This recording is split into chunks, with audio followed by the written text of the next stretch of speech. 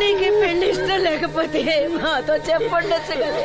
మమ్మల్ని అందరినీ ఎందుకు అన్యాయం చేసి వెళ్ళిపోయావు? చెప్పవే అమ్మా, చెప్పవే.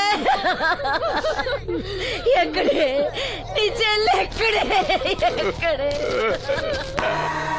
అయ్యా, తమరు చెప్పటం వల్ల పోస్ట్ మార్టం నది లేకుండా శవాన్ని అప్పచెప్పారయ్యా. అప్పలనాయుడు గారు వచ్చారు. సీను, అమ్మ వాసంతి, బాబు గారు వచ్చారు. చూడమ్మా. వచ్చారా బాబు? చూడండి బాబు ఎంత పని చేసిందో. దీని పెళ్లి కోసం మీరెంతో సాయం చేశారు. అది చనిపోయిన తర్వాత దాని శవాన్ని మొక్కలు కాకుండా చూశారు. మీ మేలు మర్చిపోలేను బాబు గారు. మీ రుణం ఎలా తీర్చుకోను బాబు గారు. ఏ కష్టం వచ్చినా నాతో చెప్పుకునేది. మరి నాతో చెప్పుకున్నంత కష్టం తనకి ఏమొచ్చిందో ఎవరికి చెప్పకుండా వెళ్ళిపోయేది. ఎవరికి చెప్పకుండా. ఇదంతా తలరాత. ఊరుకో. రాత రాత రాత ఎవరా రాజని?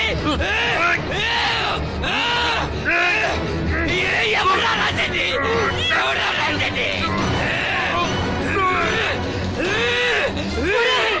ఆపదలు అనుకుంటే నాన్న కర్ణుడు అనుకున్నారా? మా చెల్లెలు చేయాలని వెళ్ళుకుంటాను.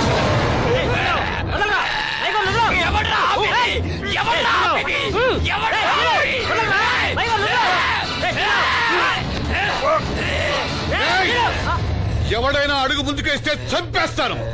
మనం దేవుడు అనుకునే అసలు రాక్షసుడు వీడేనా?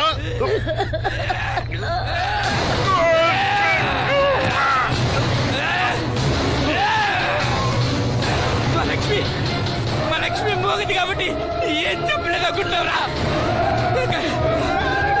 అది చేసే ప్రతి కదలిక నాకు తెలుసురా. అది చేసే ప్రతి కదలిక దివ్యమ్మ వెళ్తూ మా బాబాయ్తో చెప్పిన ప్రతి విషయం నాకు తెలుసురా. ప్రతి విషయం నాకు తెలుసురా.